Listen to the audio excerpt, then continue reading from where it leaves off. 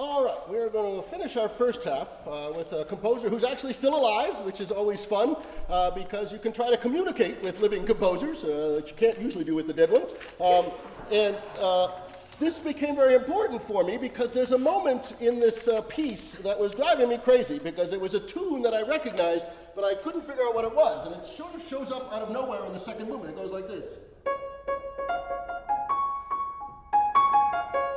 Sounds pretty familiar, right? Anybody know what that is offhand? I'll tell you. So I figured, well, I'll try to look up Heleen Verleur and see if she has an email, and maybe she'll respond. And so I did. I wrote her this note saying, I love your piece. It's wonderful to play, but I just can't recognize what that tune is. Can you tell me what it is? And I said, maybe you know my Dutch cellist friend Chiquina. And she wrote back within 10 minutes. She said, of course I know Chiquina. Everybody knows Chiquina. And she said, yes, I know that tune that you're talking about. I don't know what it is either, which didn't seem to help me at all. But she said, let me find out what it is. So I guess she talked to some of her composing friends, and another 20 minutes later, I get a response and said, that's actually the tune called Scotland the Brave, a little bagpiping tune. And I said, that's great, so what is that doing in this movement? That's a movement about the blues. And she said, I don't know, it just came into my head while I was composing.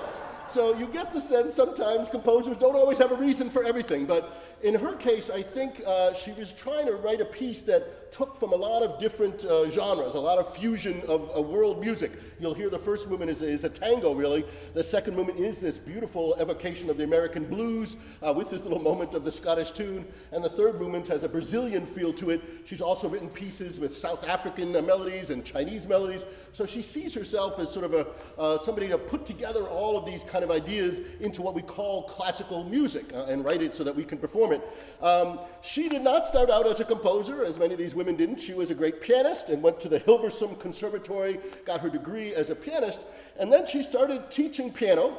And she realized fairly early on that there were not a lot of great pieces written for beginning and intermediate pianists. You had to sort of be pretty good to get to the good stuff, but along the way you had to go through some pretty junky music. And so she said, maybe I'll just start writing my own music for these kids to play. So she started off that way, and then eventually started writing more for other groups, for larger groups.